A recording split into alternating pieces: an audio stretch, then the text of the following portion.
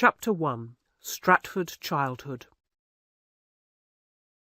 On or about the 22nd of April, 1564, Mary Arden, the wife of John Shakespeare, gave birth to a son in Stratford-upon-Avon.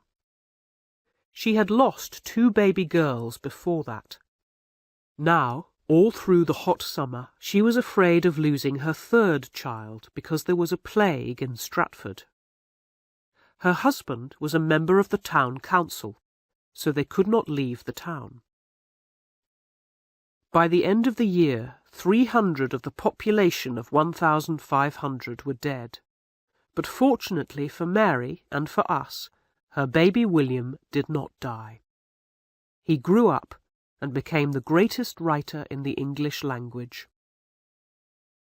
Mary was about 24 when he was born. She was the youngest of 4 daughters of a farmer near Stratford. Soon after her father died in 1557, she married John Shakespeare, who was about 10 years older. As a young man, John had worked on one of the Ardens' farms, but he had left the village and moved to Stratford. He learnt how to make gloves and other things from leather, and he became a successful businessman. A year before his marriage, he bought the 2 houses that are now known as Shakespeare's birthplace. The family lived in one and used the other as their shop. Nobody can explain how ordinary parents produce sons like William Shakespeare. He had 3 younger brothers and a sister, but none of them did anything very important in life. But William became a good businessman, like his father, and his mother was clearly intelligent. Though she was the youngest daughter, her father had made her responsible for his will when he died, and had left her his best property. William's childhood was probably quite happy. His father's business was doing well, and when William was 4 years old, John Shakespeare became the leader of the town council. After Shakespeare's death, many stories were told about him that were not true. A long time afterwards, people began to wonder whether he had really written the plays. He had not been to a university like most other writers for the theatre in those days. Shakespeare's friend and rival, Ben Jonson, was partly responsible for this doubt. He said that Shakespeare was the greatest of all dramatists, although he had small Latin and less Greek. These were the main subjects that boys studied at school. But Jonson had been one of the best students at a famous school. So when he compared himself with Shakespeare, small Latin and less Greek only meant that Jonson knew a lot more. In fact, William's school in Stratford was a good one. From the age of 9 or 10, all the lessons there were in Latin, and the boys stayed until they were 15. We can also see from studying the sources of his plays that Shakespeare could certainly read Latin and could also read French and Italian. But the plays are clearly the work of a professional man of the theatre. This is the real answer to the question, did Shakespeare write them? William's last years at school were probably not as happy as the early ones. From 1576, when he was 12, his father stopped going to council meetings. Perhaps he was ashamed to meet his friends. His business was not going so well. In 1579, he borrowed money from one of his wife's relatives, who took a house and land in exchange. He could not pay the money back on the date that they had agreed, and afterwards the man refused to take it. He preferred to keep the property. This house and land had belonged to Mary's family, and William tried for many years to get them back, but was not successful. There was, perhaps, another reason why John Shakespeare did not go to council meetings. We need to know something about the political and religious history of England in the 16th century to understand it. In those days, religion always played a very important part in politics. Henry VIII, who was King of England from 1509 to 1547, had married a Spanish princess, Catherine of Aragon. They had a daughter, Mary, but Henry wanted a son, so he asked the Pope to end his marriage. The Pope refused. He knew that Charles, the King of Spain, would be angry at this insult to his aunt. So Henry made himself the head of the new Church of England and married Anne Boleyn. When she could only give him another daughter, he executed her. His third wife, Jane Seymour, gave him the son that he desired, but she died soon afterwards. This son, Edward, became king when he was 10 years old. His mother's relatives were Protestants, so the country changed from being almost Catholic, but without the Pope, to Protestant. But when Edward died 6 years later, his sister Mary became queen. She was a very religious woman. She married her Catholic cousin, Philip II, the King of Spain, and burnt Protestants to death. 5 years later she died, and Anne Boleyn's daughter, Elizabeth, who had been in prison, became queen. People wondered if Elizabeth would marry a foreign king or prince like her sister. He would probably be a Catholic, or would she marry the man that she loved, the Earl of Leicester, who was a Protestant? Nobody imagined that a woman could govern the country alone. In fact, she never married, but was Queen of England for nearly 50 years. Religion mattered less to Elizabeth than politics. English people were worried that the wars between different members of the royal family would return. Elizabeth wanted peace. She expected everyone to go to church on Sundays, but she did not mind if they were still Catholics at home.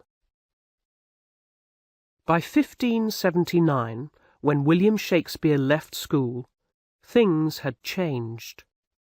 Catholics had rebelled against the Queen.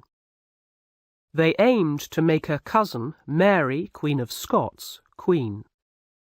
Mary had lost her throne and was in prison in England. England was not yet at war with Spain, but Elizabeth supported men like Francis Drake, who attacked Spanish ships carrying gold from America. Shakespeare's mother's family, the Ardens, were Catholics. A document was found in the roof of his birthplace many years after his death, which suggests that John Shakespeare was privately a Catholic too. Elizabeth did not execute Catholics for their religion, only if they were politically dangerous. But it is easy for people in a small town to invent stories about their neighbours.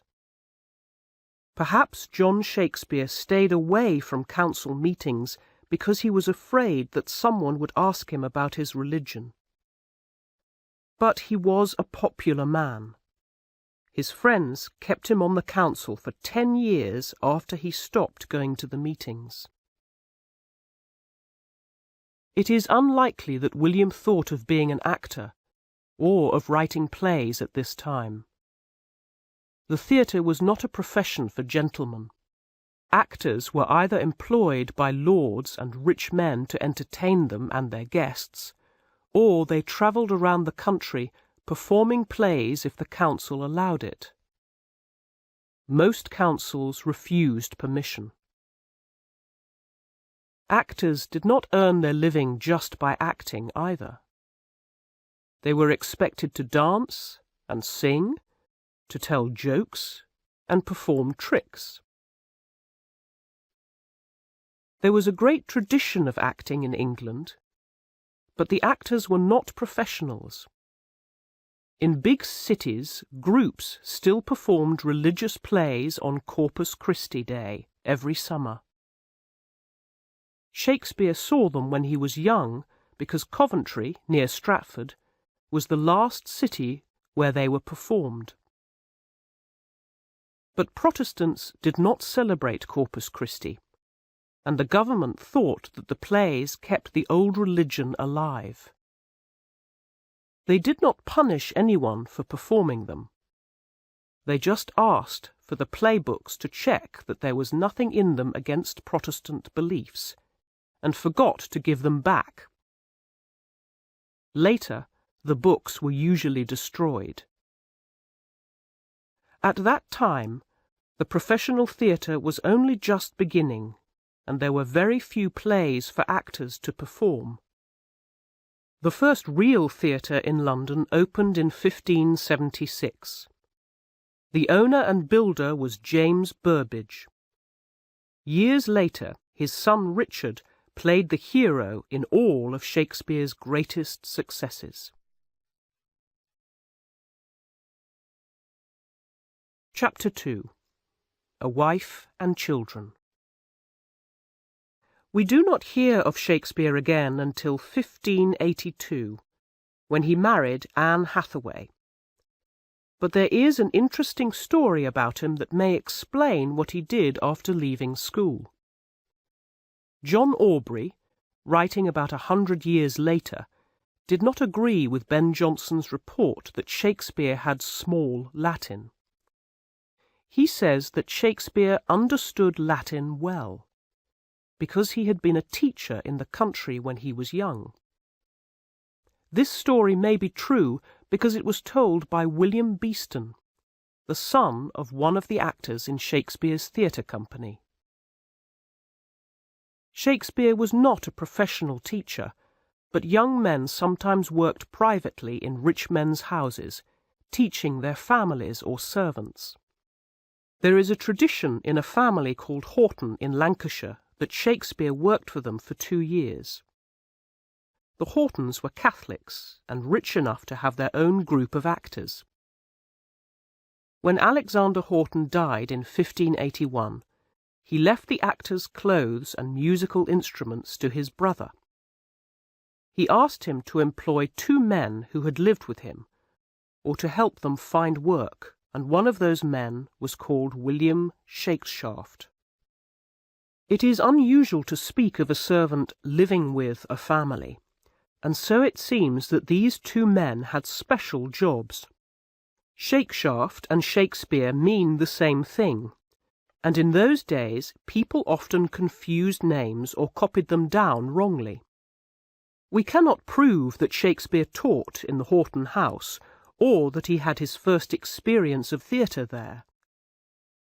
But it is interesting that the Earls of Derby were among the Hortons' neighbours, and the families were friends. When Shakespeare joined his first theatre company in London, it was probably strangers.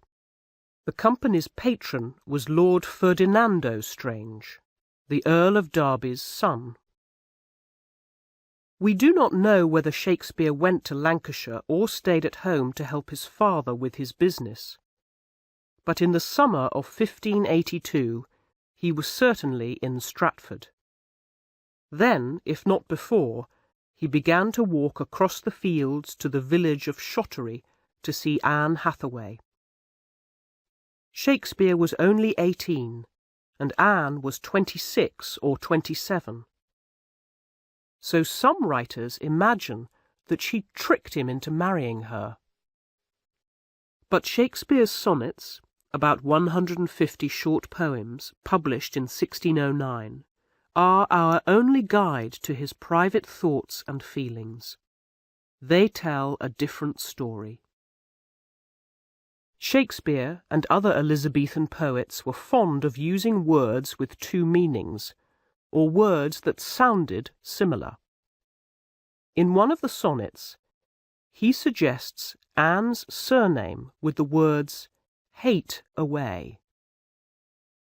The poem is about a young man, excited and in love, and a girl who at first says no to him, but then pities him and says that she loves him. Anne's father had died the year before, leaving her some money for the day when she got married. He had married twice, and Anne, the oldest daughter of the first marriage, had to help his second wife look after her 4 young children. Anne probably found the clever young man attractive and wanted to have her own children.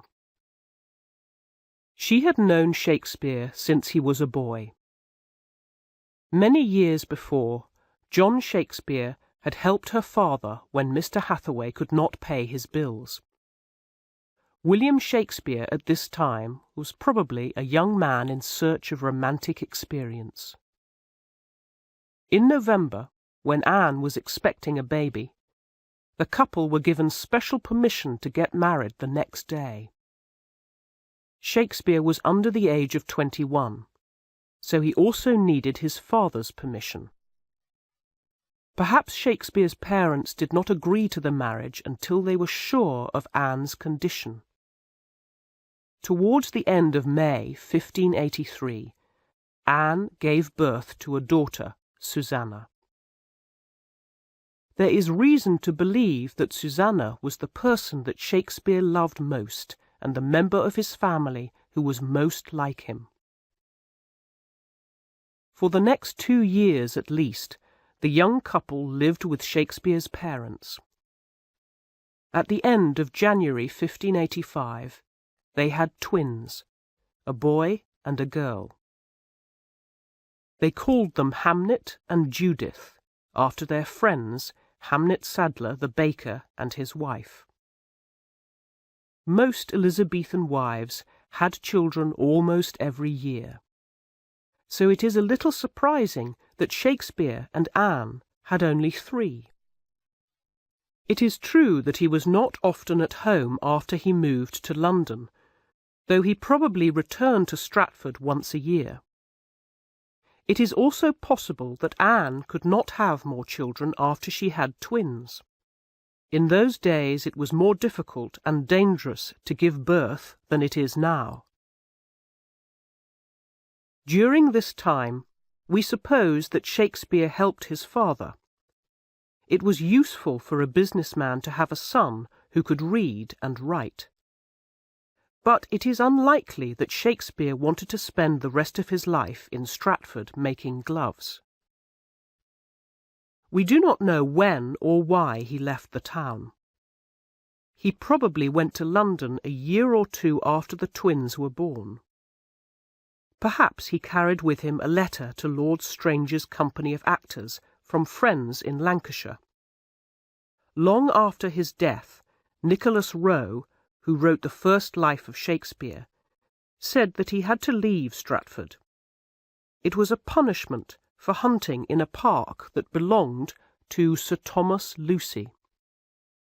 If the story is true, Shakespeare took his revenge in The Merry Wives of Windsor, a play that contains many memories of his childhood. Lucy was a judge in Stratford, and Shallow, the foolish country judge in the play, may be like him. Chapter 3. The Lost Years. No one has solved the mystery of the lost years in Shakespeare's life, the years between 1585 and 1592. We can only imagine what happened before we first hear of him as a dramatist. The first person to write about Shakespeare's plays criticised him. Robert Greene, a successful dramatist, was dying in the autumn of 1592. His last work contains an angry personal attack on Shakespeare. We learn from it that Shakespeare was an actor.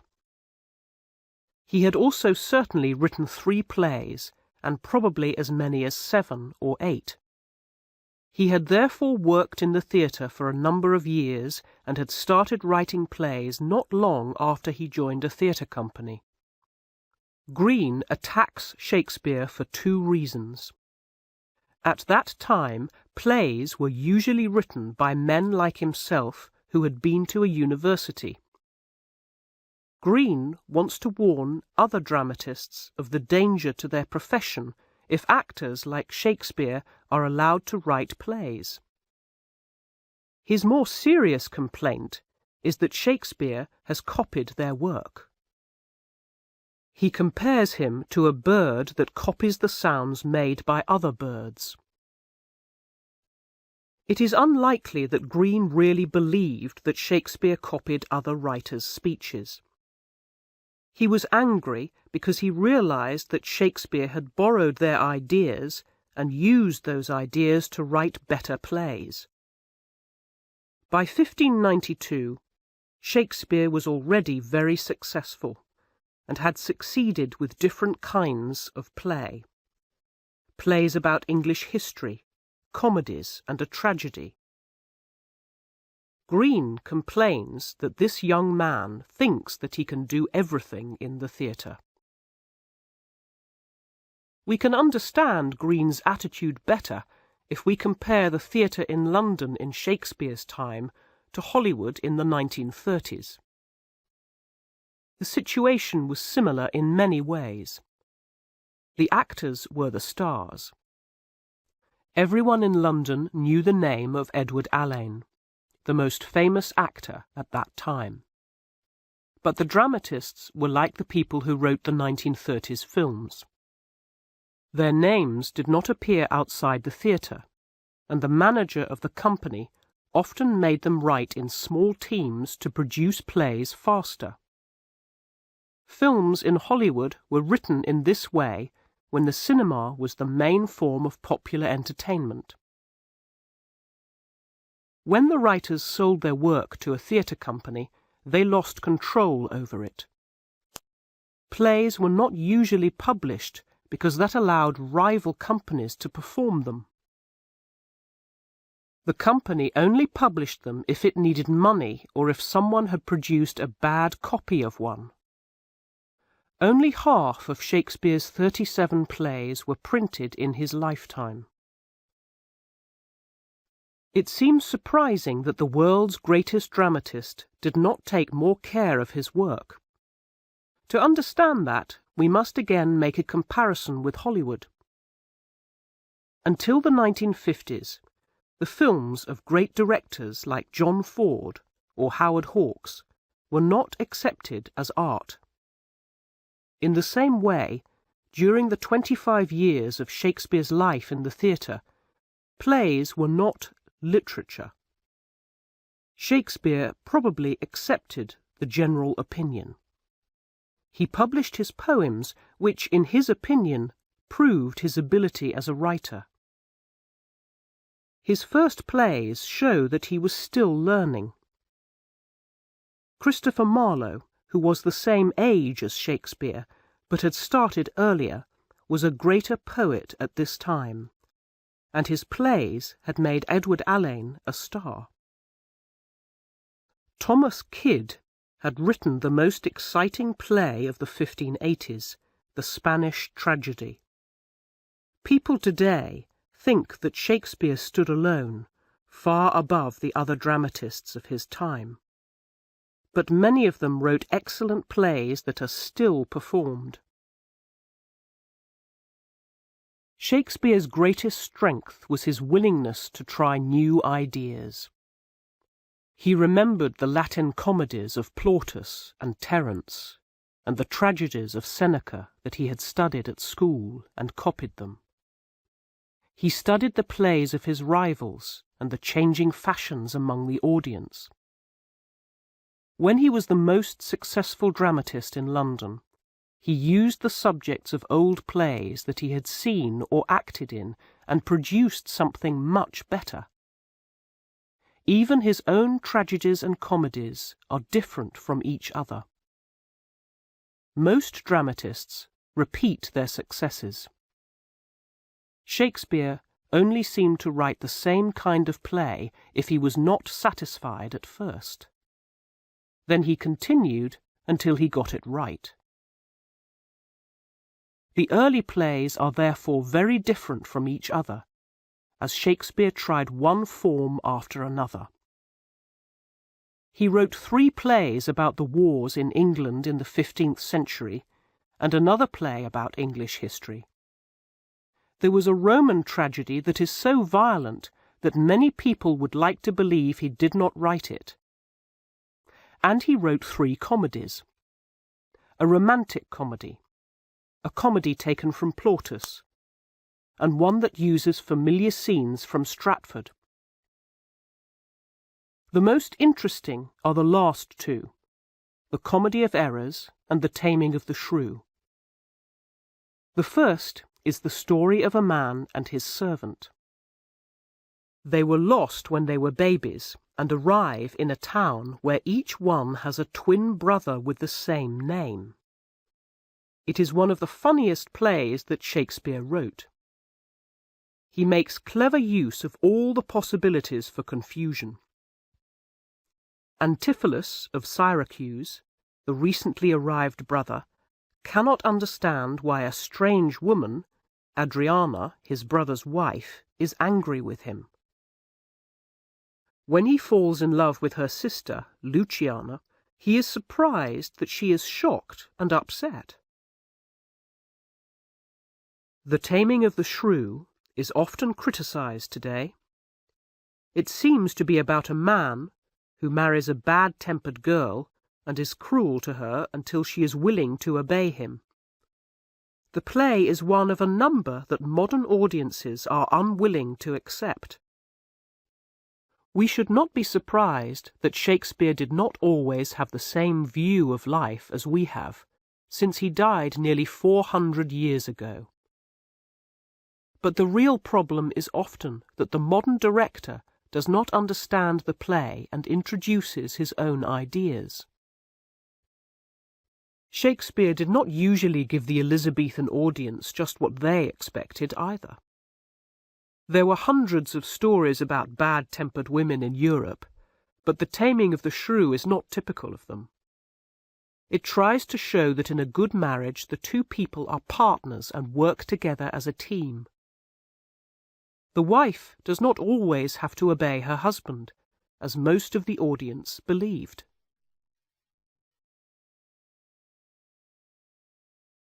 Chapter 4. Plague, Poems, and a Patron. When Robert Greene wrote his attack on Shakespeare in 1592, the theatres were closed. The plague had returned to London that summer, and the future for a dramatist was uncertain. Who could say when the theatres would open again? In fact, they were closed all through the following year, and by the spring of 1594 the actors were in serious trouble. Most writers at that time needed a patron. A lord like Lord Ferdinando Strange sometimes gave his name to a company of actors, but poets were the only writers who could hope for support. No help was given to dramatists. So in the spring of 1593, Shakespeare wrote a poem, Venus and Adonis, and published it with a letter to Henry Wriothesley, Earl of Southampton. We cannot be sure that he knew the Earl at this time, but it seems likely that they met and that Southampton invited him to his country house in Hampshire. Shakespeare's second long poem, The Rape of Lucrece, was published in the following year. In it, he says that his love for the Earl is without end, and promises that his past and future work is for his patron. The relationship between Shakespeare and Southampton has been a cause of argument. Was the Earl the handsome young man who appears in the sonnets? In these poems, the poet loves him, but the young man takes a dark-haired woman from him. We shall never know. Southampton was certainly handsome, and people said that he had physical relationships with other men, which was a crime in those days. When Shakespeare published Venus and Adonis, Southampton was only 20 years old. The political connections are more important. Southampton was a close friend of the Earl of Essex, a favourite of Queen Elizabeth and the leader of a political party. Essex continually criticised the government of Lord Burleigh, who had been the Queen's first minister since the beginning of her reign. After 1594, Shakespeare's theatre company supported Essex, and they were very lucky to escape punishment when he was executed in 1601. Southampton, too, was fortunate to be sent to prison instead of dying with him. There are two reasons for believing that Shakespeare spent time as a guest in Southampton's house in 1593. First, during that time he wrote a play called Love's Labour's Lost. He usually used stories by other people as a starting point, but on 3 occasions in the 1590s the story was the product of his own imagination. These plays were written for special occasions, though they were all performed in the public theatre later. Love's Labour's Lost is full of the kind of romantic language that lords and ladies liked to hear, but there are also a few political jokes and characters who make fun of other writers. The story begins with the real meeting some years before between the Protestant King of Navarre, by 1593 Henry IV, King of France, and the Princess of France. The king's followers in the play, Biron and Longueville, have the names of the lords who were with him when the Earl of Essex met Henry in France in 1591. It seems likely that the play was written for a private performance at Southampton's house while the theatres were closed because of the plague. After Queen Elizabeth's death in 1603, King James I freed Southampton from prison, and he soon became the favourite dancing partner of the new Queen, Anna of Denmark. In the winter of 1604–5, Shakespeare's company performed at court 11 times. Southampton probably chose the plays, 8 of them by Shakespeare. Most of them were his more recent successes, but among them was Love's Labour's Lost. It seems a strange choice unless Southampton was celebrating his good luck and remembered its first performance in happier times many years earlier. Even if Shakespeare spent some time in Southampton's house in 1593–4, the young lord could not give him much help. He had annoyed Lord Burleigh by refusing to marry his granddaughter, and had spent most of his money. It seems that Southampton continued to think well of Shakespeare, but Shakespeare had to return to the theatre to earn his living. The future of the theatre in England in the spring of 1594 was very uncertain. Marlowe was dead. According to the official report, he had an argument with another man over a bill in a pub and was killed. But the man was not punished. The other man was a government spy, and Marlowe had also worked as a spy. Modern writers suggest that Marlowe was killed because he liked to shock people and knew too many of the government's secrets. On the 16th of April, 1594, Lord Ferdinando Strange died suddenly. He had been the patron of the company that Shakespeare had probably joined when he came to London. People said that the government had poisoned Strange because some Catholics wanted him to be king. His company had divided in two in 1591, when Edward Alleyn had had an argument with James Burbage. Alleyn and some other actors had left Burbage's theatre, taking some of the playbooks with them, and had joined a rival theatre owner, Philip Henslowe. Lord Strange had continued to be the patron of this group. While the theatres were closed, Alleyn had married Henslowe's daughter. Shakespeare probably stayed with the Burbage family at first, and for a time the Earl of Pembroke was their patron. In 1593, during the time of the plague, the two companies went on tours of the country. The Pembroke's tour was a disaster, and the actors lost everything. Shakespeare was not with them, perhaps because he was staying with the Earl of Southampton. It seemed that the theatre in London would come to an end because there was no one to support it. Then the government saved it. It was fortunate for Elizabethan actors and for us that the Queen was very fond of plays. Every year she liked to see performances at court at Christmas time. The City Council often asked the government to close the theatres, but they were always told that they had to keep them open. The actors needed to practice before performing in front of the Queen. The government formed two new companies, and each had a patron. One company, acting at Henslowe's theatre, was led by Edward Alleyn.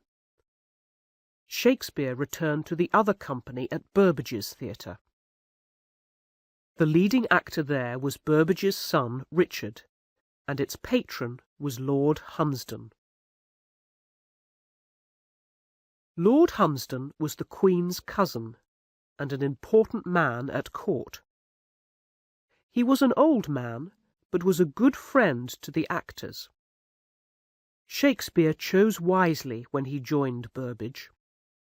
James Burbage, like Henslowe, often cheated the actors, but his son Richard was Shakespeare's friend. When his father died, Shakespeare became one of the partners in the company. Shakespeare wrote for the actors that he knew, and his plays are the result of working as part of a team. So it is important for us that Burbage was a more interesting actor than Alleyn, and spent his whole life in the theatre. Alleyn left the stage in 1597, and grew rich as Henslowe's partner. Burbage was still acting in the year of his death, 3 years after Shakespeare, in 1619. Alleyn and Burbage were similar to the two leading actors in Shakespeare's plays in England in the 20th century, John Gielgud and Laurence Olivier. Alleyn, like Gielgud, had a beautiful voice. He was at his best in the long speeches that Marlowe wrote for him. They were fine words, but did not demand much movement. Burbage, like Olivier, was more active on the stage and could play many different parts. We do not know if Shakespeare had written Richard III before the theatres closed. He had already invented the character of this wonderful villain in the last part of his history play, Henry VI. It was the perfect part for Burbage, as it was hundreds of years later for Laurence Olivier. As usual, Shakespeare had copied another writer and improved his work. Richard is like the Jew of Malta in Marlowe's play of that name, but Shakespeare's play is better. The audience watch, half shocked and half amused, as the villain comes to the front of the stage. In the Elizabethan theatre he was in the middle of them, and tells them his plans. Then they watch, half shocked and half excited, to see if he will succeed.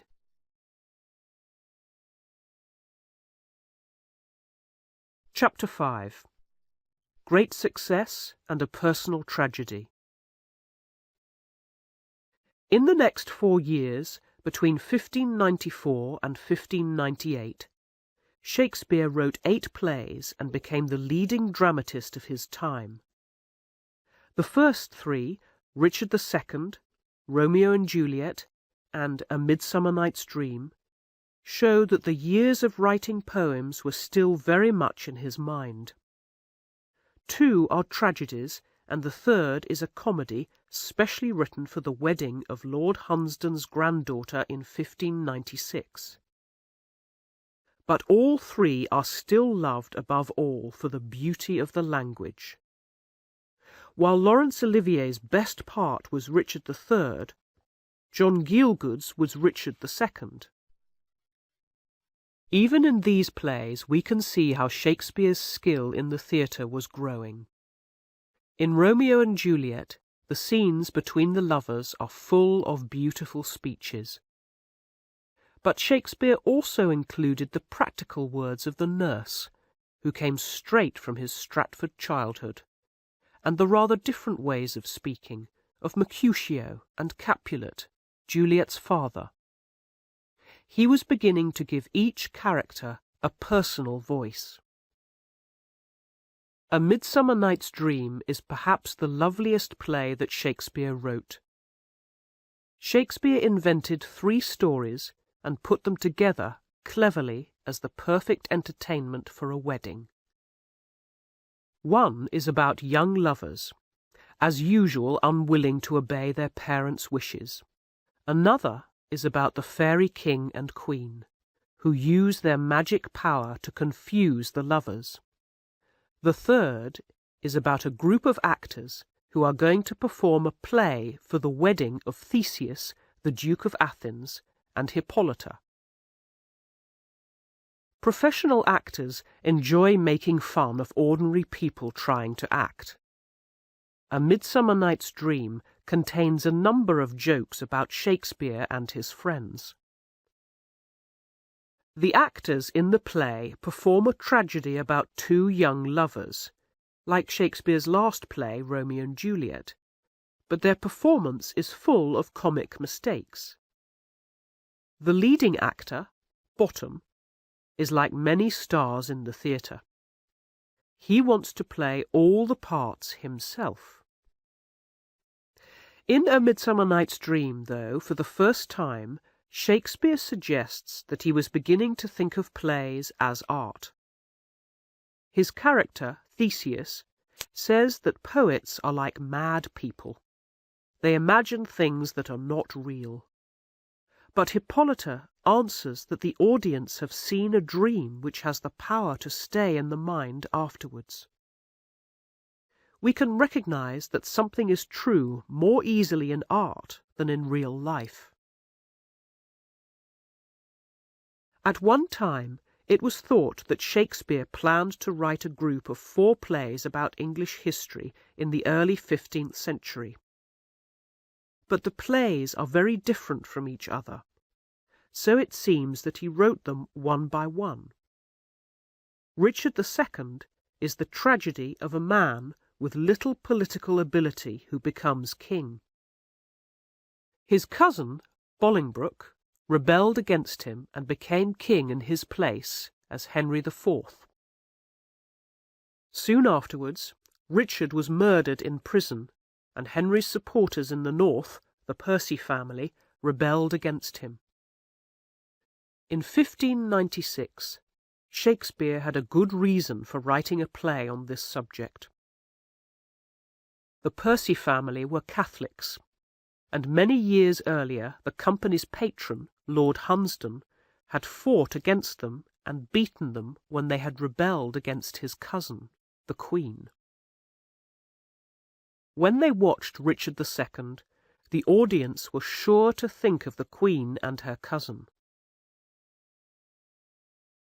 Many people in the audience also remembered 2 plays about the reigns of Henry IV and Henry V that had been very popular a few years before. These plays were really both about Henry V, the greatest English war leader in history at that time. He had got into trouble as a young man because he had a friend called Sir John Oldcastle, and they behaved badly. When he became king, he changed completely, and was remembered afterwards as a hero. At first, Shakespeare planned to write 2 plays like this, one about Henry V while he was still a prince, the other about him as king. But when he invented the character of the prince's friend, Oldcastle, he saw that it was the perfect part for one of the stars of his company, the comic actor Will Kemp. As in many other plays, he used 2 similar stories for comparison. Here, one is serious and one is comic. The relationship between the prince and Oldcastle tells us something about the relationship between the prince and his father.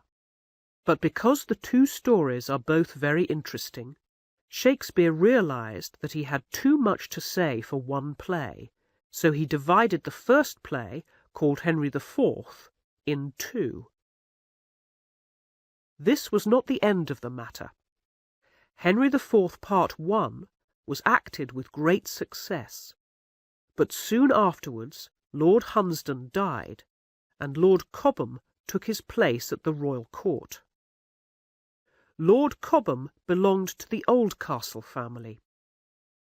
He complained that the company were making fun of Oldcastle, so Shakespeare had to change the name. This is why one of his most famous characters is called Falstaff. There is a story that Queen Elizabeth enjoyed the play so much that she wanted to see a play about Falstaff in love. Lord Cobham died in March, and Lord Hunsdon's son took his position. He was going to join the Queen for a celebration at Windsor that summer. Shakespeare had started writing Henry IV Part 2, but he had to stop and write a special entertainment, The Merry Wives of Windsor. It is said that he wrote it in 2 weeks. The play is very funny and has a lot of characters with amusing accents. One of them is a Welsh teacher who is annoyed with a little boy called William in a Latin lesson. Here, Shakespeare was remembering his childhood. As usual, he used the experience to improve his next play. Henry IV Part 2 is not really a history play. Falstaff and his men appear in most of the scenes, which clearly take place in the England of Shakespeare's own time. The play suggests that the great days of the past have ended. Many people felt like that towards the end of the great Queen's reign. Falstaff in this play is not so amusing. He is old and tired, and cheats simple country people like the judge, Shallow, while he is waiting for the prince to become king. Then he hopes that he will be a favourite at court. But at the end of the play, the new king, Henry V, gives him money, but says that he must stay away from him. Falstaff is the first of Shakespeare's characters who is so interesting on the stage that he has a life outside the theatre. People have heard of him before they see or read the play. This situation began 200 years ago, when it became the custom to talk about characters in plays as real people. And so today we may see Henry IV Part 2 performed with the prince as a kind of villain. The director thinks that the audience will feel more sorry for Falstaff and blame the prince for what happens to him. The same custom is the reason why Shylock, the villain in The Merchant of Venice, is often changed into a man who is unfairly punished, and Hamlet becomes a sad dreamer who cannot make up his mind. Although Shakespeare understood life better than most of his audience, he belonged to his own time.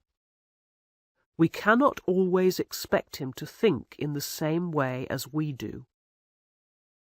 The Merchant of Venice is a typical example of this. Modern audiences feel guilty if they see a Jew as a villain because of the suffering of the Jewish people under Hitler. But in 1597 there were very few Jewish people in London, and they were not popular because most people thought that they had killed Jesus Christ. Shakespeare wrote this play because the rival company had had a great success the year before with new performances of Marlowe's The Jew of Malta, written a few years earlier. Barabbas, the Jew in Marlowe's play, is a villain like Richard III, with a cruel sense of humour. Burbage probably asked Shakespeare to write a part for him as good as that. Shakespeare found an Italian story about a businessman in Venice who borrowed money from a Jew to help his nephew. The young man hoped to marry a rich woman. The businessman signed a document which allowed the Jew to cut him with a knife if he did not pay on time. There was nothing in the story about revenge. In Shakespeare's play, Portia, the rich woman, becomes a beautiful young girl in love with the nephew, Bassanio. Antonio, the businessman, is Bassanio's friend, not his uncle. Shylock's behaviour is in the old religious tradition of revenge, an eye for an eye, while Portia argues for Christian mercy and forgiveness. But in the great trial scene she has to win according to the law. The document allows Shylock to cut Antonio with his knife, and he chooses to do this near Antonio's heart. But it does not say anything about blood. Shylock loses because Antonio must not lose a drop of blood when he cuts him. But Shylock is not the devil with red hair that Elizabethan audiences expected. He is given a great speech to prove that Jews are human like Christians, not devils. Shakespeare's understanding of people of all kinds allows him to make Shylock a real character and explain his behaviour. But this does not make him right. He uses the speech as an excuse for taking his revenge. During this busy time in the theatre, there was tragedy at home in Stratford. Shakespeare's only son, Hamlet, died in August 1596, at the age of 11. We do not know how Shakespeare felt, but it surely affected his view of life. 2 months after that, he was given a coat of arms, which was the sign of a gentleman. His father had asked for one a long time before, when he was the leader of the council in Stratford. John Shakespeare was probably pleased, but William made a joke about it in The Merry Wives of Windsor. It would not now belong to his family after his own death, though, because he had no son to follow him. We do not know anything about Shakespeare's private life in London. Stories about him suggest that he lived quietly and did not go out with other actors, drinking and looking for women. But the more powerful sonnets were probably written at this time, and they suggest that at times he felt guilty. One of the greatest of them, Sonnet 129, is about sex. All men know, he says, that sex without love seems attractive, but afterwards they are ashamed of it. But although they know this, they cannot stop themselves doing it. Shakespeare's success in the theatre had made him rich. His son was dead, but he now had even more reason to take care of his wife and daughters. Early in 1597, he bought New Place, the second largest house in Stratford. Anne and their daughters moved there later in the year, while his parents stayed at the house where Shakespeare was born.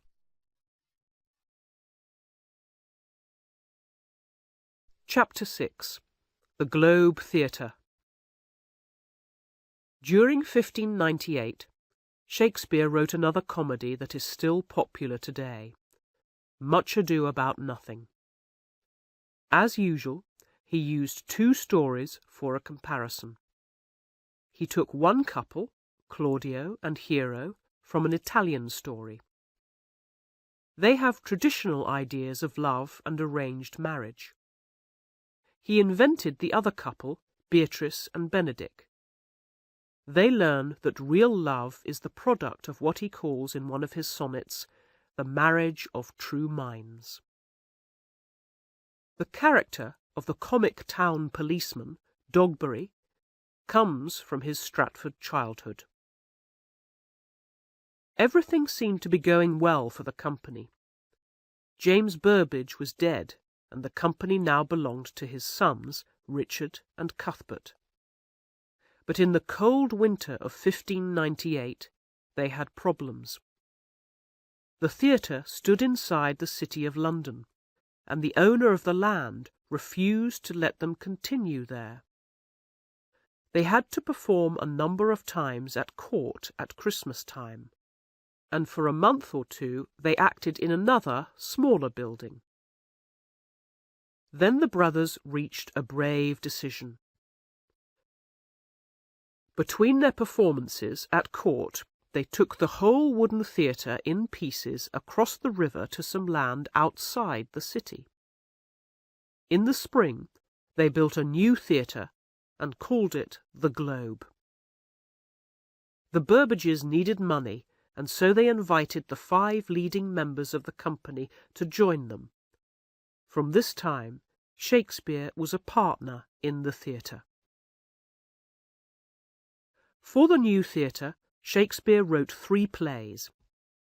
He finished Henry V to complete the story of the prince, and he also produced a comedy, As You Like It, and a tragedy, Julius Caesar.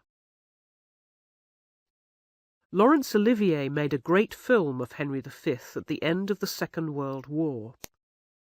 He was able to show the scenes of fighting in colour in the film. Shakespeare realized how difficult it would be to do this on the stage, so he wrote speeches, which he probably spoke himself, asking the audience to use their imagination. In an Elizabethan theatre, they always had to do this.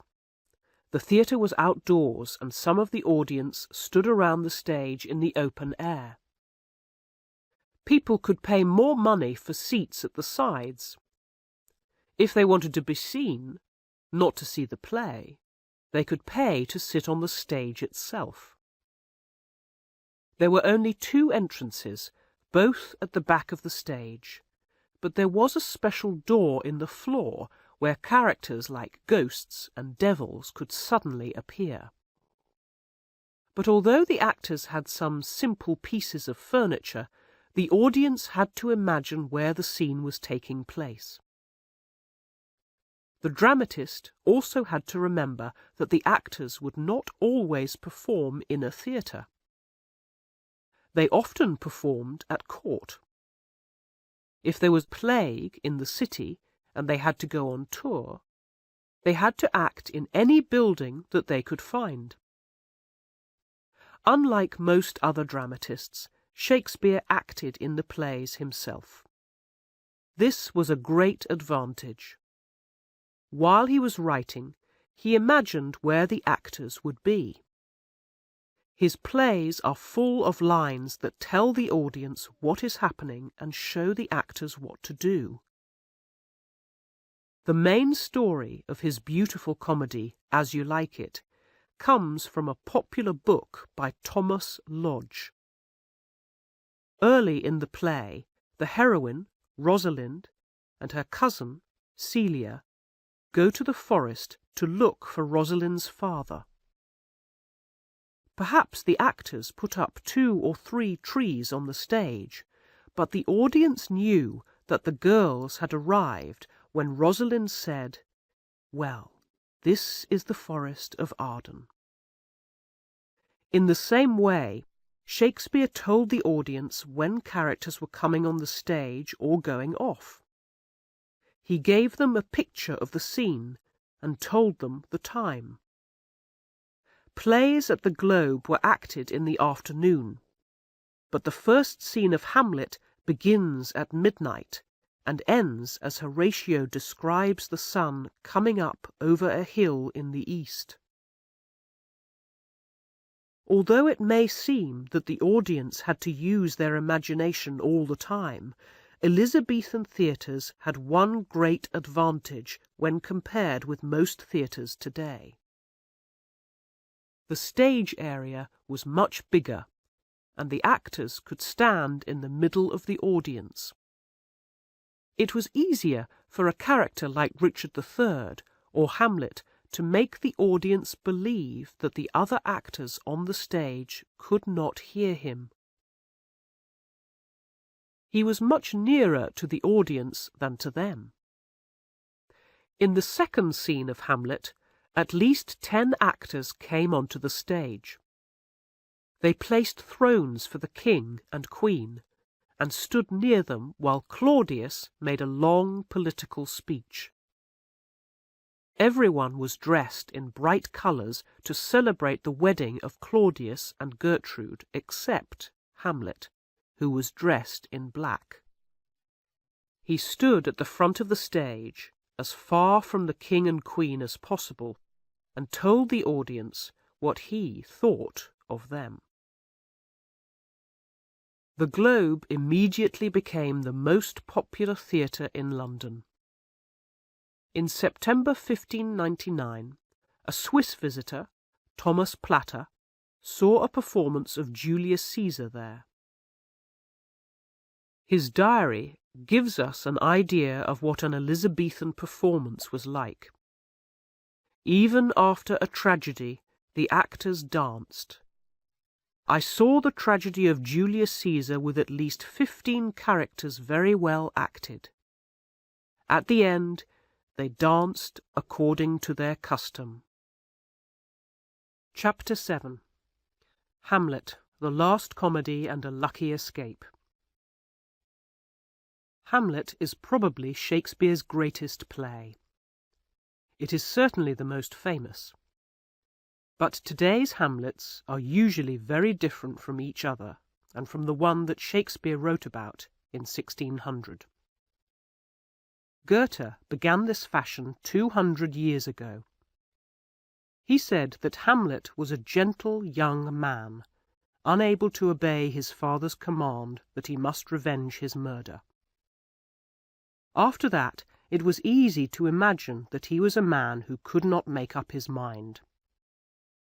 But to some modern writers, Hamlet is cruel and violent, and not really the hero.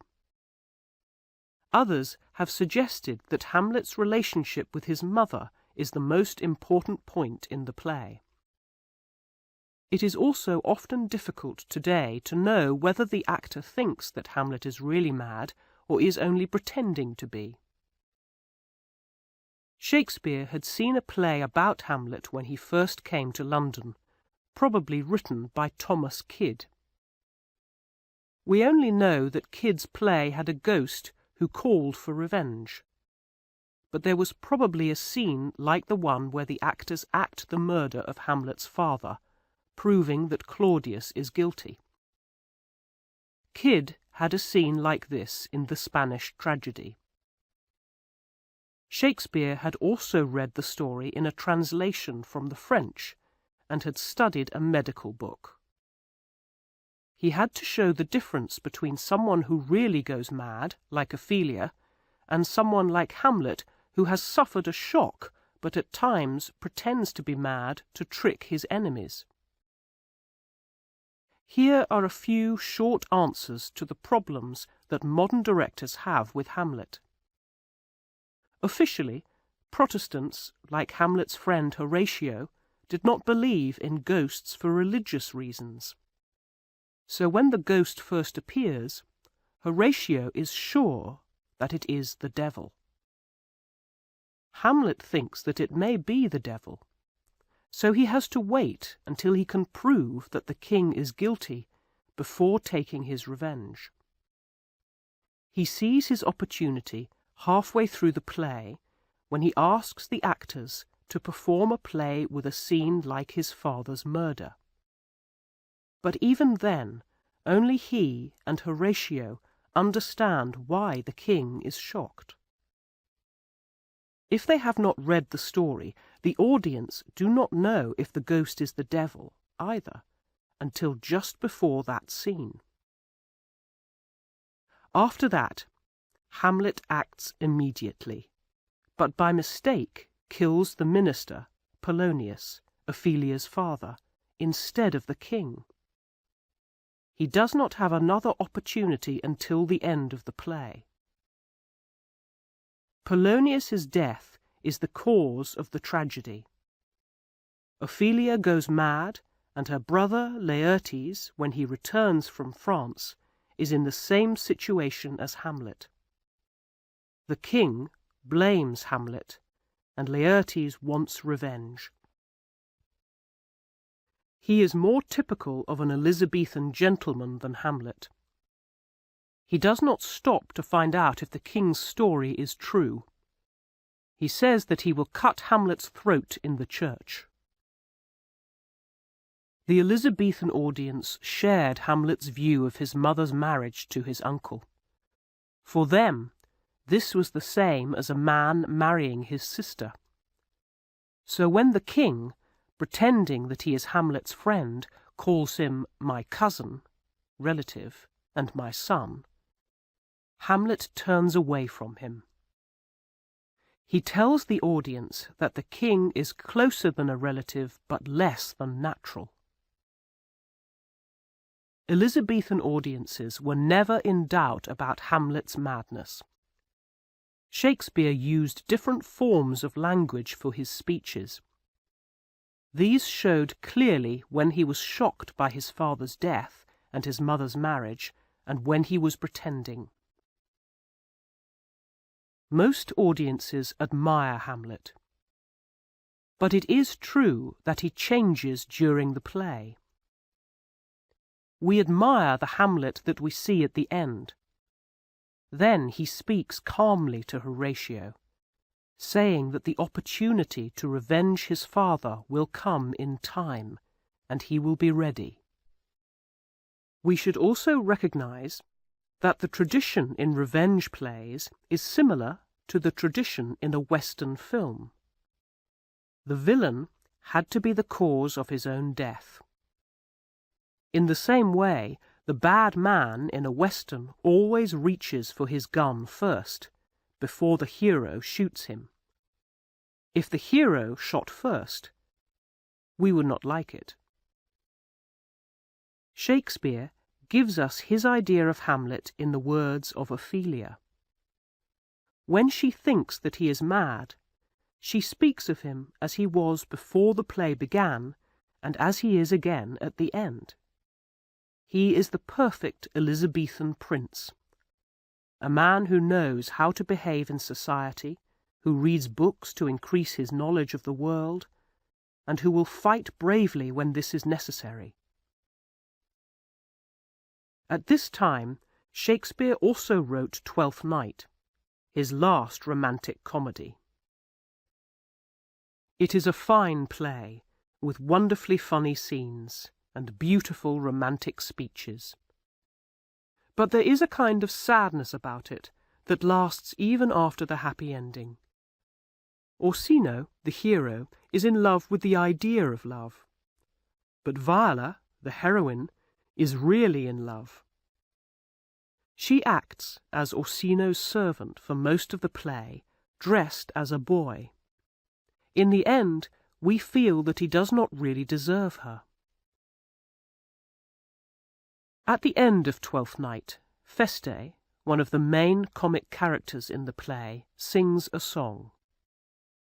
Will Kemp had left the company, and a different actor, Robert Armin, who could sing well, had taken his place. Shakespeare wrote the comic parts in his plays to suit him. The meaning of Feste's song is not clear, but it may be about an actor's life. It is a hard life. The wind blows and the rain falls every day. When Feste sings about men shutting their gates against thieves, we remember that councils disliked actors and wanted to shut them out. But at the end of the song, Feste tells the audience that they will try to please them every day. John Manningham, a law student, kept a diary. Law students in London were fond of plays and could afford to pay the actors to put on special performances for them. Manningham saw Twelfth Night in February 1602, and the next month he wrote down a story that he had heard about Burbage and Shakespeare. Burbage had seen a good-looking woman in the audience and arranged to meet her. But Shakespeare had heard the conversation, and when Burbage knocked on her door, Shakespeare was already making love to her.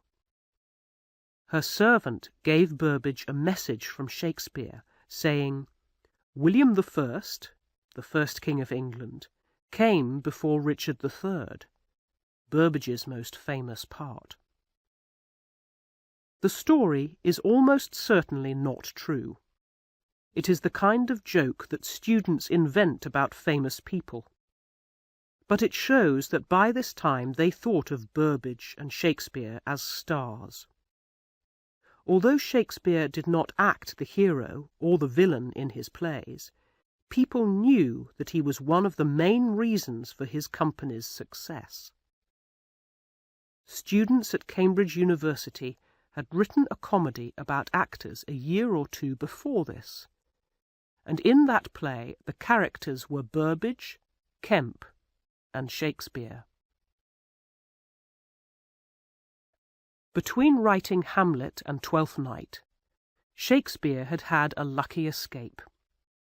His company had always supported the Earl of Essex, who was popular with the ordinary people, and the Earl of Southampton was Essex's closest friend. Essex had been a favourite at court for many years. Although he had annoyed the Queen and the government on several occasions, they gave him the command of the army when the Irish rebelled in 1599. Shakespeare included a speech in Henry V comparing him to the hero of that play. But Essex failed. He was ordered to stay at home and keep away from the court. Early in February 1601, one of his friends asked Shakespeare's company to perform Richard II, a play in which the king loses the throne. Essex and his friends wanted to see it before they rode to the Queen's palace. The actors agreed, but the next day Essex failed to get any popular support. He was sent to prison and executed a few days later. Southampton was lucky to escape with his life, but stayed in prison until the Queen died in 1603. Augustine Phillips, one of the actors, defended his friends at the trial. He said that they had only acted Richard II because they were offered more money. It is unlikely that the Queen believed him. She told one of the lords at court, "I am Richard II. You know that, don't you?" But she did not punish the actors or the man who had written the play. Perhaps she was so fond of plays that she did not want to lose the best actors in the country. Instead, she warned them of the danger. They were ordered to perform at court on the night before Essex was executed. Troilus and Cressida was the last play that Shakespeare wrote during the old Queen's reign. It is a clever, cruel play, popular then and now with young people, and was probably first performed for the law students in London. The traditional characters, Hector and Troilus, have simple beliefs about love and war. But in the real world, Shakespeare suggests neither love nor war is fair. In the end, people win by using force. Achilles murders Hector, and Cressida accepts Diomedes as her lover because she has never believed that love can last. The play is typical of attitudes in the last year of the old Queen's reign.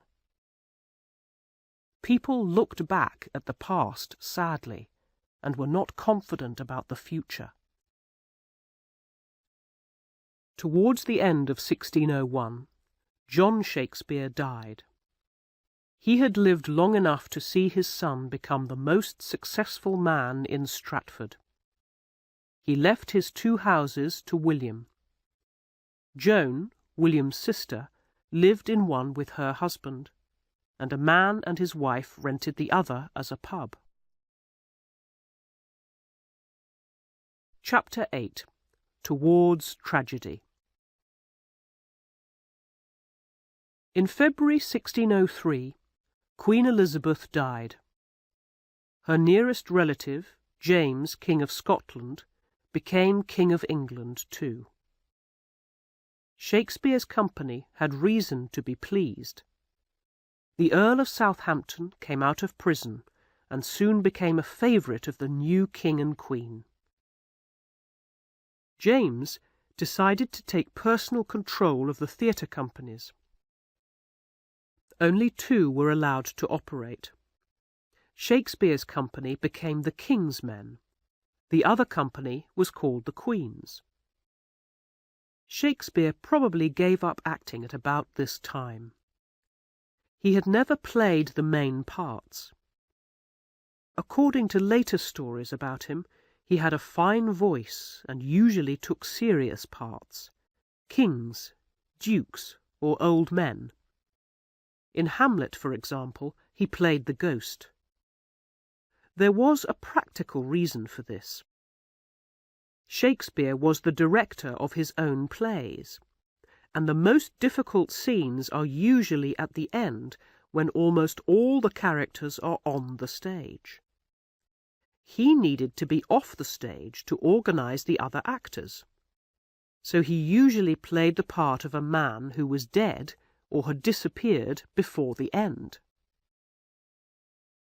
His next 2 plays, All's Well That Ends Well and Measure for Measure, are not completely successful. Shakespeare was still using stories from popular sources, but by this time his characters were too real to support the happy ending of a fairy story. All's Well That Ends Well does not end well. The nasty young hero, Bertram, who has refused to marry a girl from a lower social class, does not deserve her. Measure for Measure has some wonderful scenes, but it annoys women today. The heroine, Isabella, refuses to sleep with the judge to save her brother's life, but does not mind when another girl takes her place.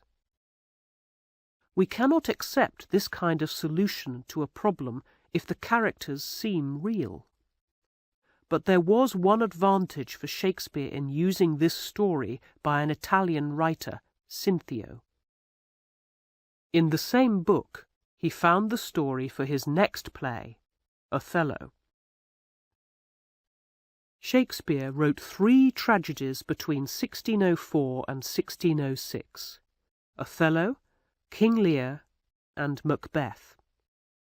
If we compare them with his sources, we can understand their meaning from the changes that he made. Each of these three plays is great, but the characters, the subject, and the language are different. As always, he does not repeat his successes, but moves on to something new. Like Hamlet, Othello is often misunderstood because people already have an idea of him in their minds when they come to the theatre. They suppose that he is a typical jealous husband. But this is the Othello of Cinthio's story, not of Shakespeare's play. Cinthio's characters do not have names, and the Moor and his wife are already married. An officer who became Iago in Shakespeare's play makes the Moor believe that his wife has slept with another officer, who became Cassio. The Moor and the officer murder her together. There is a trial, but neither of them is proved guilty. Afterwards, the wife's relatives kill the Moor, and the officer explains what really happened when he is in prison for another crime. Shakespeare knew that jealous husbands usually belong to comedy, not tragedy. But Desdemona loves Othello so much that she dies saying that she killed herself. Before he introduced Cinthio's story, almost halfway through the play, Shakespeare had to show Othello as a great man, and Othello and Desdemona as two people who are very much in love. This love is destroyed by the lies of a clever man, Iago. Shakespeare's audience were probably surprised by the scenes that he added at the beginning. Black men were usually shown as devils on the stage, not because people hated them in real life, they had probably never seen a black person, but because black was the devil's colour. But in this play, the devil is white. Shakespeare's attitude becomes clear if we realize that at this time he was living with a family of French Protestants, the Mountjoys. Protestants had suffered for their religious beliefs in France, but when some moved to England, they were unpopular because they worked so hard. Just before he wrote Othello, Shakespeare was asked to write some scenes for a play about Sir Thomas More, Henry VIII's minister, who was executed because he did not agree to the king's marriage to Anne Boleyn. The play was never acted, but we have a scene in Shakespeare's own writing. Sir Thomas asks a crowd of people in London who have been attacking foreigners, "How would you feel if you went to a foreign country like France, and people did not accept you as human beings?" Othello defends himself at the end of the play, saying that he is not jealous by nature. Everyone in the play, even Emilia, his wife, believes that Iago is the honest soldier that he pretends to be. But Shakespeare shows us why Othello is tricked. He loves his beautiful young wife, but he has never really understood why she loves him. She comes from one of the best families in Venice, but she has fallen in love with a black man, a foreigner, a man almost old enough to be her father. Although he is a great soldier, and the Venetians have given him command of their army, Othello has no experience of women. In Othello, the love between husband and wife is destroyed. The next play, King Lear, is about parents and children. There was an old play about King Lear that we can compare with Shakespeare's. The story also appeared in histories of Britain, although there was no real King Lear. In all the sources, Lear was an old king with 3 daughters, 2 bad and 1 good. He decided to divide the country between them equally, but he asked them to tell him which of them loved him most. 2 daughters made long speeches, saying how much they loved him, but the third, in Shakespeare's play Cordelia, did not. King Lear was angry and sent her away, but found that the older daughters were cruel to him when she had gone. In Shakespeare's play, the 2 older daughters are married, so they have to say that they love their father more than their husbands. Lear goes mad, and, in his madness, discovers that he is not a king, but only a man. For comparison, Shakespeare also used another story by Sir Philip Sidney about a man with 1 good son and 1 bad one, and gave the father the name of Gloucester.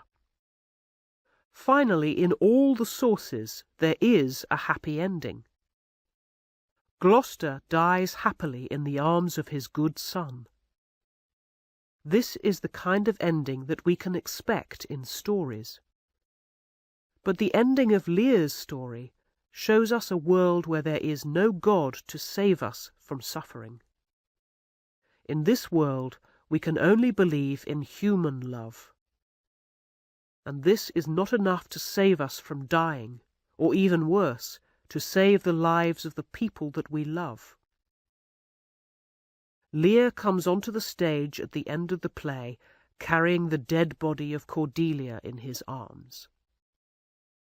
We realize then that it does not matter who is king or queen, or who has political power in the country. Lear's best-loved child is dead, and he can do nothing to change that. At such moments, most dramatists of Shakespeare's time wrote long speeches for the actor. But Shakespeare always uses simple language in scenes like these. He wanted to make sure that everyone in the audience understood what was happening.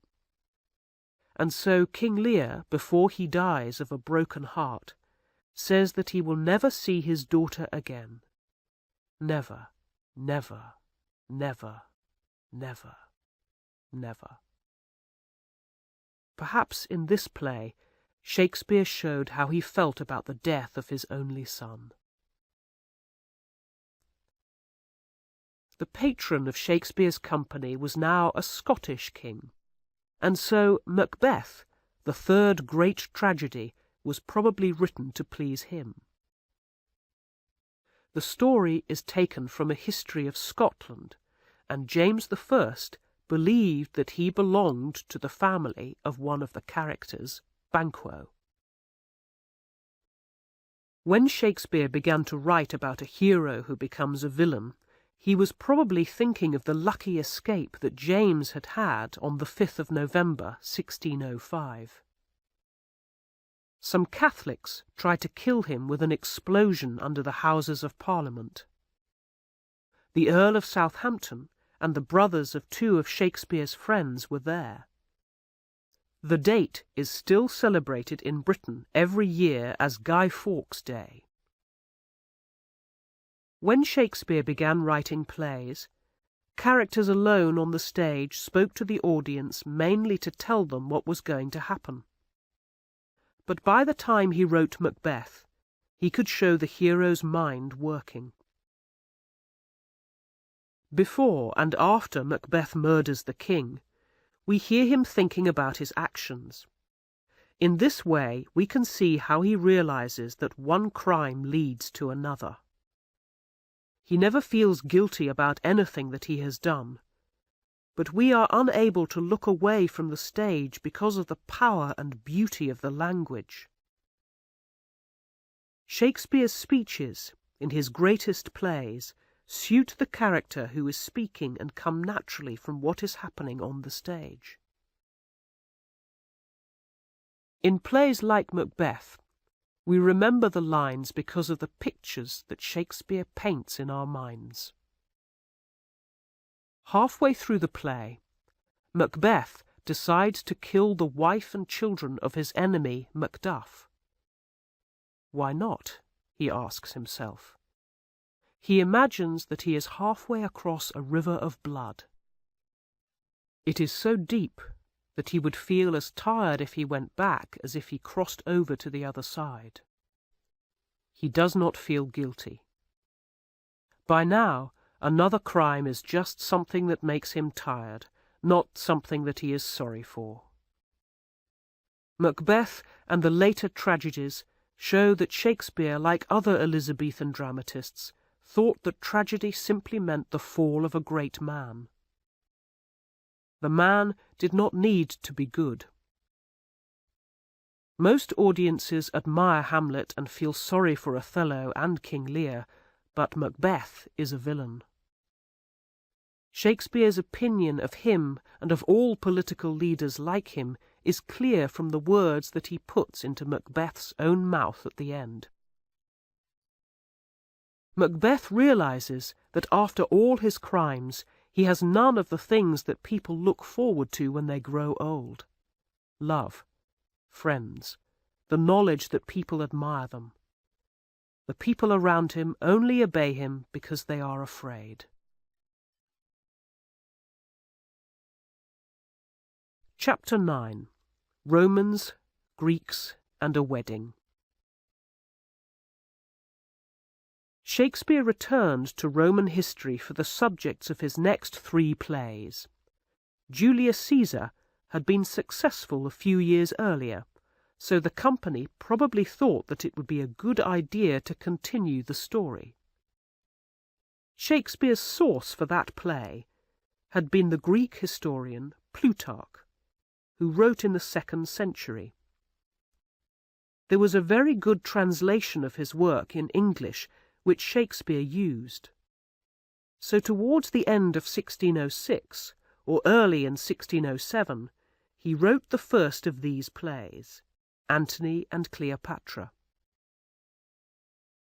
In Shakespeare's time, people thought that the Romans were the most important people who had ever lived. Latin was not needed in Protestant churches, but boys still studied it at school so they could read Roman literature. The work of writers like Plutarch helped them form their ideas about society and politics. Above all, they were interested in the lives of great men like Julius Caesar and Mark Antony. Shakespeare followed his source more closely than in other plays. But he did not always share Plutarch's opinion of the characters, and by this time he was able to turn the excellent translation into the form of language that was best for the subject.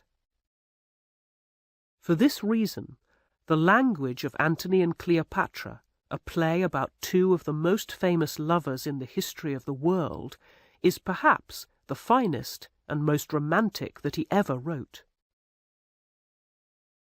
Cleopatra's wonderful speeches make it a very difficult part for an actress. There were no actresses in the theatre at that time, so all the women's parts were played by boys. It is hard to believe that a boy appeared as Cleopatra, but Shakespeare always wrote with his company in mind. In comedies like As You Like It and Twelfth Night, the story gave him the excuse to dress the heroine in boys' clothes for most of the play, and so the boy could use his own voice. But Lady Macbeth, Cleopatra, and Volumnia, the hero's mother in Coriolanus, are much older women. It seems likely that between 1606 and 1608 there was a boy in the company with the ability to play such parts. Shakespeare shows that he is confident in the actors by reminding the audience that they are seeing a play. When Brutus and Cassius have killed Caesar in Julius Caesar, Cassius says that the scene of the murder will be acted in countries, like England, that do not yet exist, and in languages, like English, that are not yet known. In Antony and Cleopatra, Shakespeare is even more daring. Cleopatra realizes after Antony's death that Octavius will take her to Rome and show her to the ordinary people. Actors, she says, will make fun of her and of Antony, and she will see a boy with a high voice playing the part of Cleopatra and making her, a great queen, look cheap. Some writers have imagined that when he wrote this, Shakespeare was apologizing to the audience. It can be argued, though, that the opposite is true. He was so sure of himself and the actors that, at the most important moments in the play, he was saying, "We are good enough to show you the greatest people who have ever lived." Today, people have very different opinions about Antony and Cleopatra. Romantics would like to give the play the title that John Dryden gave his play about the lovers some years later, All for Love, or The World Well Lost. Others see it as mainly political, like Plutarch, who said that Antony's relationship with Cleopatra destroyed him.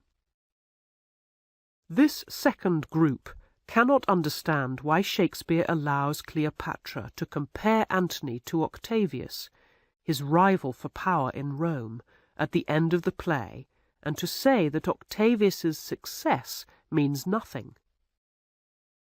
Shakespeare is suggesting that greatness is a personal quality that Antony had and Octavius will never have.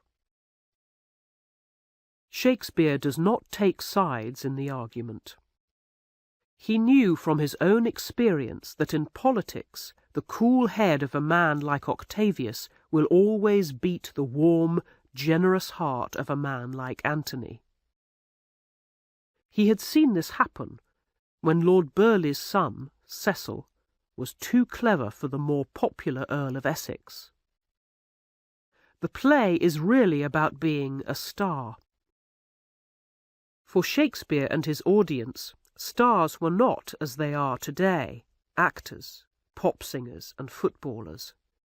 They were people with power, kings and queens, lords and ladies.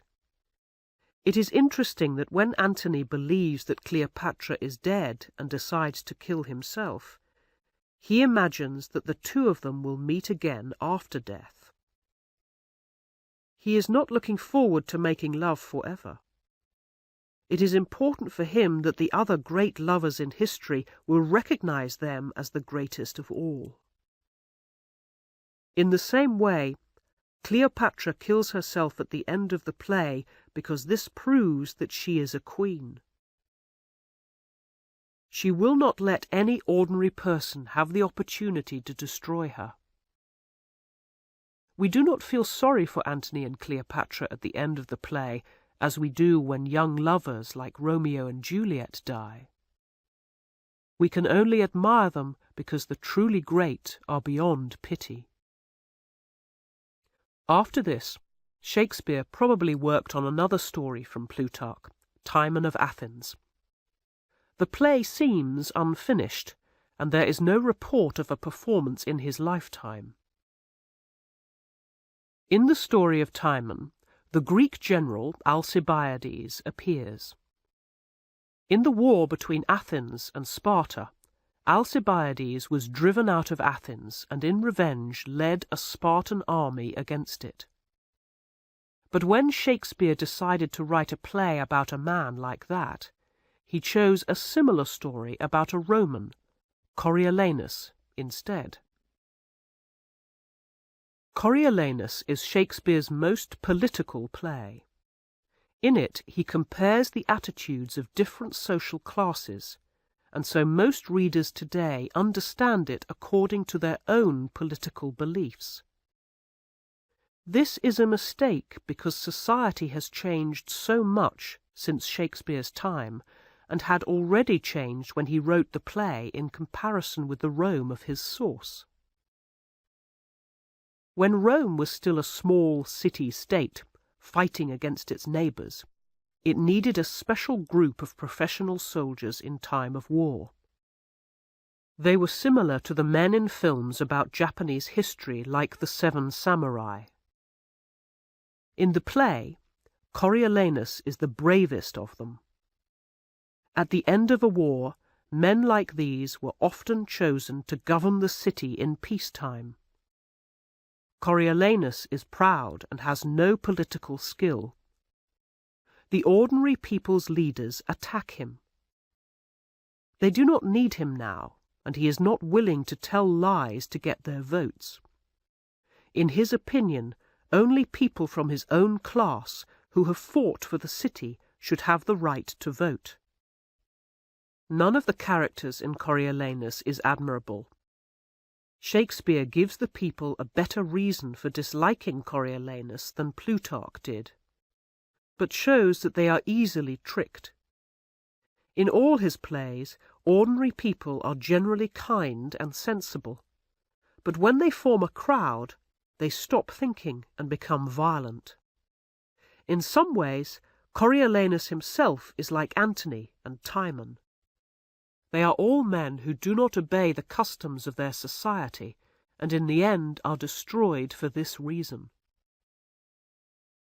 We can only guess Shakespeare's own political views, but they were probably the same as the views of the parliamentary leaders who rebelled against the king 40 years later and executed him in 1649.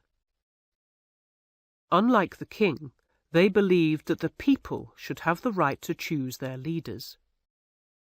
But they also believed that only property owners should vote because other people had nothing to lose. Shakespeare, who owned quite a lot of property, almost certainly agreed. During this time, there were two important events in Shakespeare's private life. In June 1607, his older daughter, Susanna, married Dr. John Hall. Susanna was now 24, and her husband was 32. Hall had studied at Cambridge University and moved to Stratford a few years earlier. He became well known in the medical profession, using plants to cure his patients. He was a serious man and almost certainly the most intelligent in Stratford, except for Shakespeare himself. It is clear that Shakespeare liked him and was pleased that his favourite daughter had found such a good husband. From this time, the main subject of his plays is the relationship between parents and children, especially between fathers and daughters. Shakespeare was probably serious about his responsibilities as a father, and was probably a better father than he was a husband or son. Some writers have suggested that when he invented powerful female characters like Volumnia, Coriolanus's mother, he was thinking of his own mother, Mary Arden. She died in September 1608. Perhaps he waited until after her death before publishing his sonnets the following year, because he was unwilling to let her know the details of his private life. Chapter 10. Return to Stratford. Many years earlier, in 1596, James Burbage had rented a hall in London. Although the actors continued to act at the Globe Theatre, they preferred to work indoors. Shakespeare was again one of the partners when they opened the Blackfriars Theatre in 1608.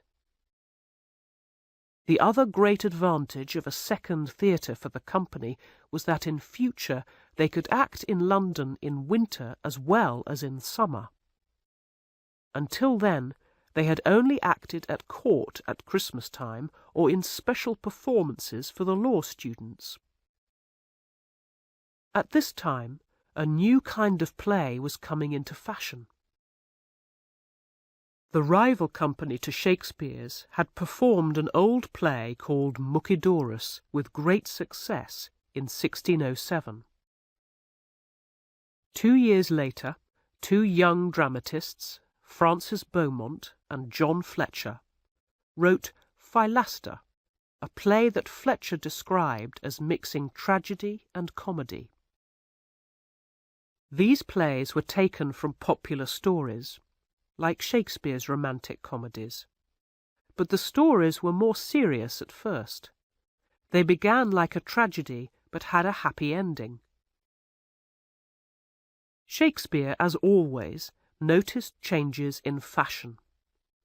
Early, in 1608, he worked on a play called Pericles. He never wrote anything as bad as the scenes at the beginning, but suddenly, almost halfway through, the style changes. The rest of the play is typical of Shakespeare at this time. It seems that a man called George Wilkins wrote the early scenes, and Shakespeare finished the play. It was not included in his collected works in 1623, so it is clear that his friends who acted with him knew that he had not written all of it. In Pericles, the hero is separated from his wife and daughter.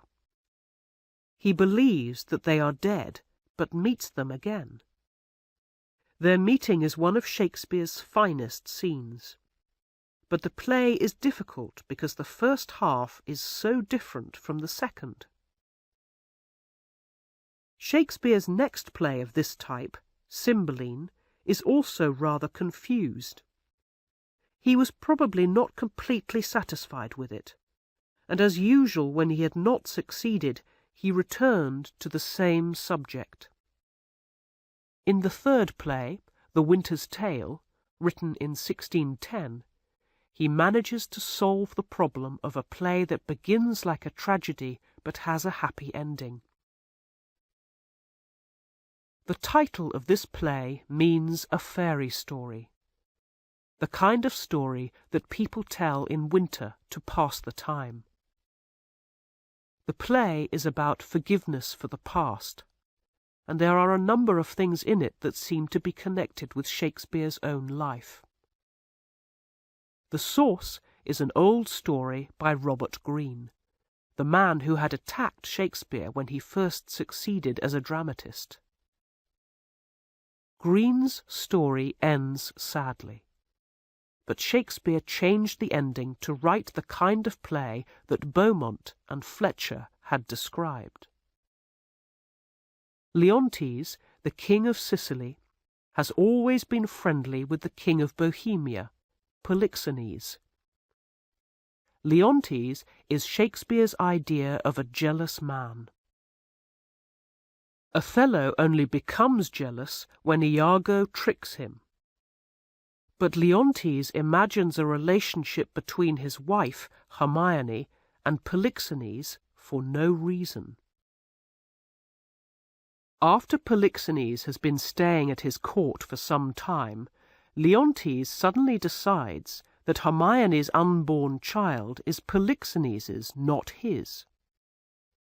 Polixenes escapes, but when the baby girl is born, Leontes orders one of his lords, Antigonus, to take it to another country and leave it for wild animals to eat.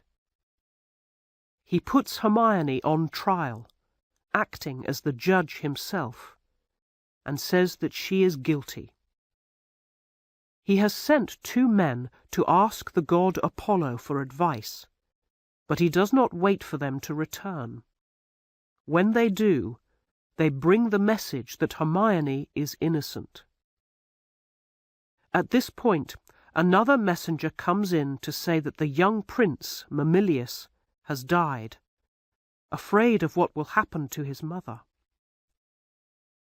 Hermione falls to the ground and is carried out of the court. Paulina, Antigonus's wife, comes back to tell Leontes that she is dead too. We see Antigonus with the baby in Bohemia, Polixenes's country, and there is an amusing moment when an animal comes on the stage and Antigonus runs away. An old man finds the baby and tells the audience that the animal has eaten Antigonus. Before the next scene, an actor tells the audience that 16 years have passed. The baby has grown up into a beautiful young girl called Perdita, which means lost. And the young prince, Polixenes' son, is in love with her. His father is very angry, but the young couple escape to Sicily. There, Leontes helps them, and in the end, the old man brings some letters that he kept. These prove that she is Leontes' daughter. The young couple are married, and finally we learn that Hermione did not die. Paulina looked after her. So Leontes finds his wife and daughter again after many years. When he wrote this play, Shakespeare was living in Stratford again for most of the year. If it tells us something about his own life, we may suppose that he became jealous of his wife while he was absent in London many years earlier. But Susanna's marriage to Dr. Hall had helped him to discover happiness again with his family. We cannot prove that this is true, but it is interesting that at the end of The Winter's Tale, when everyone is happy, no one says anything about the young Prince Mamillius. In the play, he died 16 years earlier, almost the same length of time in 1610 since the death of Shakespeare's own son, Hamlet. Chapter 11. Last Years. Shakespeare still belonged to the King's Men, and in 1611 he wrote the last play that is completely his own work, The Tempest. It is another play about forgiveness, and, as in The Winter's Tale, the happy ending is produced by a marriage between the children of two men who are enemies. In this play, Shakespeare found a different solution to the problem of time passing.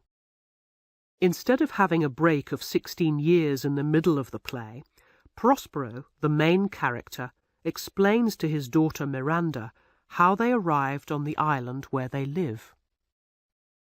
Prospero was the Duke of Milan, but when Miranda was a baby, his brother Antonio, with the help of the King of Naples, rebelled against him. Prospero was put into a boat with the baby and came to the island. But he brought his books with him, and as a result of studying them, he now has magic power. Before this scene, we have seen all his enemies on a ship in a storm. Prospero says that he caused the storm because he wanted to bring them to the island.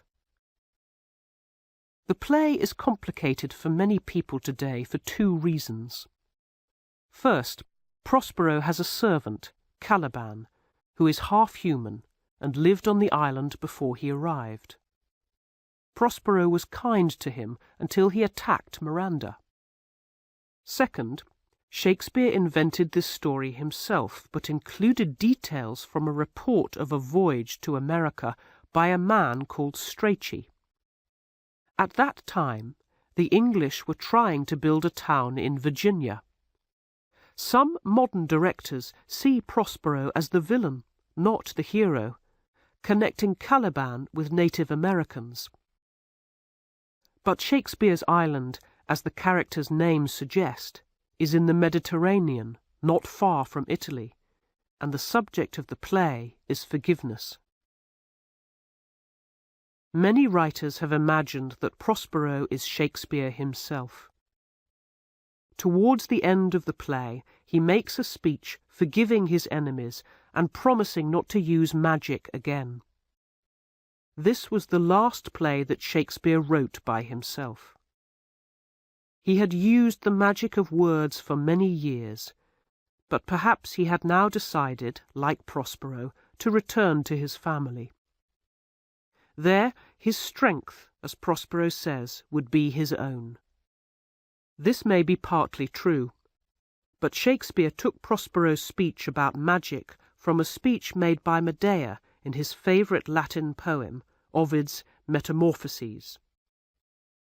In fact, he continued to write for 2 more years with the help of John Fletcher, who took his place as the main dramatist for the King's Men.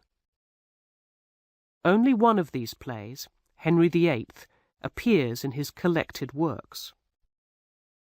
Shakespeare was still a partner in the company, but in 1613 the Globe Theatre burned down during a performance of Henry VIII, and after that it seems that he ended his connection with them.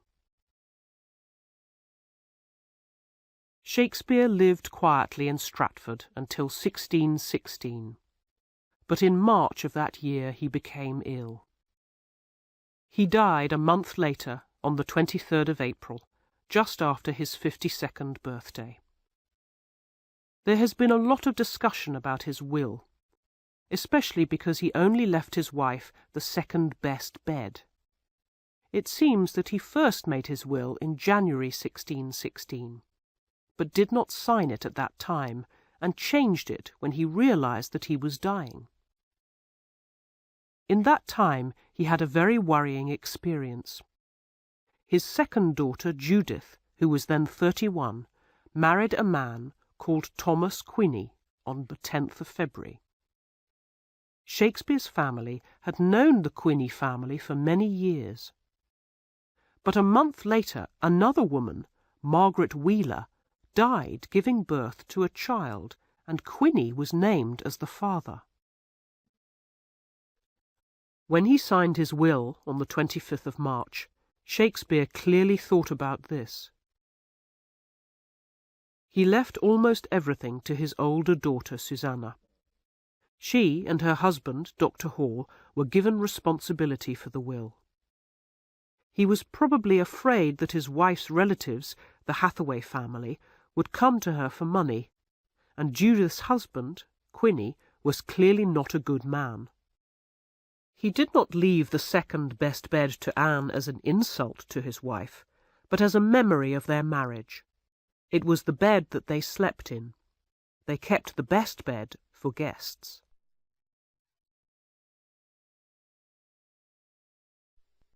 Chapter 12. Not of an age, but for all time. Shakespeare remembered a number of his friends with small gifts in his will, but only 3 of them were members of his company. The great actor Richard Burbage, John Hemmings, and Henry Condell. Burbage died in 1619. The other 2 are the men who made it possible for us to see and read Shakespeare's plays today. At that time, few people thought of plays as literature. When Ben Jonson published his collected works in 1616, the year of Shakespeare's death, people made a joke about it. They said that Jonson did not know the difference between work and play. So Hemmings and Condell did not expect to make much money from publishing Shakespeare's plays in the same way. They did it as a duty in memory of their friend. 18 of Shakespeare's 37 plays appeared for the first time in the collected works published in 1623. They included some of his finest tragedies and comedies: Macbeth, Antony and Cleopatra, As You Like It, and Twelfth Night. Ben Jonson often criticised Shakespeare's work in private conversations. He was a great dramatist himself, but he wrote a different kind of play. But for Hemmings and Condell's complete works, he wrote a fine poem about his friend and rival. He compared him to the best of the Greek and Roman dramatists, and said that Shakespeare was the greatest of them all. He was not of an age, but for all time. He did not only belong to his own time, his work will live forever. All writers belong to the time when they live. It is a mistake to imagine that Shakespeare had the same views on religion or politics as we have. No serious student accepts that, and it is a pity that so many modern directors change the meaning of his plays in performance to suit their own opinions. So Johnson was right that Shakespeare was not only a man of his own time, but he was also right in the sense that Shakespeare's plays give pleasure to people at all times, and help them to understand life better. This is partly because the plays are full of exciting scenes and wonderful speeches, and the characters are still real for us because they have a special way of speaking that suits them personally. Shakespeare was never satisfied with one form of play, and so almost all of his plays contain something new and different. He studied the successes of other dramatists and improved on them. Finally, he was a great dramatist because he was an actor. In some of his sonnets, he seems ashamed of his profession. He wanted to be known as a gentleman. But his plays are great because he always imagined them on the stage while he was writing, and he knew which actor was going to play each part. But Shakespeare's great ability in the theatre is only part of the story. King Lear is a play that asks the question, what is a man? In this play, Lear realizes that titles like king or lord are not the things that matter in life. He learns that ordinary people suffer in the same way as he does, and that before everything else, a man is a father, son, or husband. Shakespeare understood the minds of men and women and can help us to understand them. Because he was an actor and spent his life studying people and listening to them, he could imagine the thoughts and emotions of all kinds of men and women. He can make us believe that he knew what an old Jewish person or a black soldier thought, although he had probably never spoken to one. He can show us the hopes and fears of an intelligent young girl or an Egyptian queen, although in his lifetime these parts were always acted by boys. And so, if you are fortunate enough to see a great Shakespeare play well acted, this is still the most wonderful experience that you can have in a theatre.